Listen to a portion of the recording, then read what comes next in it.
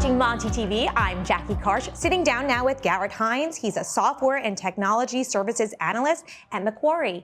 Garrett, thank you so much for sitting down with us. Thank you so much for having me, Jackie. What are we seeing as the emerging trends in 2022 and going forward? One of the trends I'm most excited about is 5G.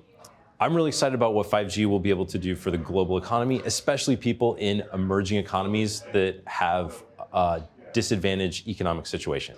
You mentioned that not everyone is a fan of 5G. Why should we be?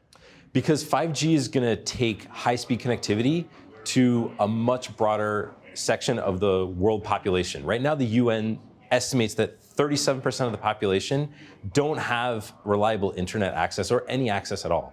So when you connect people with high-speed access to the internet, they can perform services work for global companies and massively elevate their living standards. What can it actually do for economies that are moving ahead at full steam? In the big economies like the US, Europe, Canada, you'll see the technology vendors really benefit because they're going to be equipping over 300 million new knowledge workers in the next 5 years, in our view, as these people are connected to the internet and able to work in business outsourcing type of jobs in remote locations in emerging economies. Why is 5G not operating at full capacity right now? I mean, I've sometimes connected with my phone to 5G and it's not working as well as LTE. That's a great question. And I think that's one of the problems with 5G right now is the perception, because the current network operators in the United States are using 4G backend network infrastructure. They just put 5G radios on the front. So there's still a big limitation. And this year you'll see the big network operators massively upgrading their networks, allocating new bandwidth to 5G, putting new backhaul infrastructure, which will massively increase the performance of 5G this year in the United States. What's the software potential for 5G? Why should people who are developing code right now be interested in performing for 5G capabilities?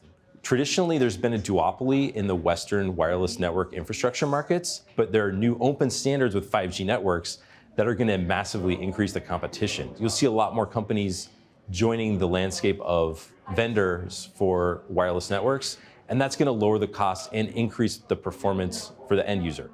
What do you think is the timeline for which we are all going to adopt it? Well, in the developed markets, you're seeing a lot of people with 5G phones, and in the next 5 years, everyone's going to be on 5G. And the biggest upgrade are going to be people in the emerging economies that only have a 2G, 3G, 4G connection with a low data rate, and they're not able to do much with that. So having them be able to do video and Zoom calls and work remotely, they're going to be able to do way more economically and have massive opportunities. Is there a coalition of countries that are working together to make this possible? There's some industry standards groups that are trying to make these technologies more accessible to countries with lower economic activity levels.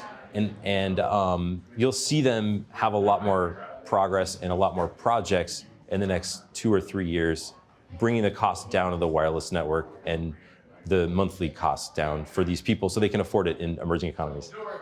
What about, economies like the US? How do you sell people who are not 5G believers? I think the use cases will be more and more apparent in the coming years. You'll have a lot more automation and mobility services where you'll have a higher living standard because your costs will go down for the delivery services, and you'll be able to have a lot more at your fingertips. What businesses or softwares do you think would benefit most from 5G? So the new companies that are disrupting the wireless equipment and software space are going to be the beneficiaries. Historically, in the Western markets, it's been a duopoly, and these two companies have really controlled the economics and made significant returns. But with more competition, you're going to get lower cost and much higher performance from the point solutions, and those companies that are addressing those opportunities are going to benefit and have a lot of growth ahead of them. Finally, what are you most excited about? I am so excited about the idea of taking 200 million people out of extreme poverty, and I think that that's the most beneficial thing that 5G networks are going to do in the next 5 years. And that's going to massively elevate global living standards and create a lot of opportunities for companies and people in the developed economies to support the growth in the emerging economies, and then vice versa. People in the emerging economies supporting companies and people. Well, that's a good thing to bet on. Thank you so much, Garrett. Thanks so much, Jackie.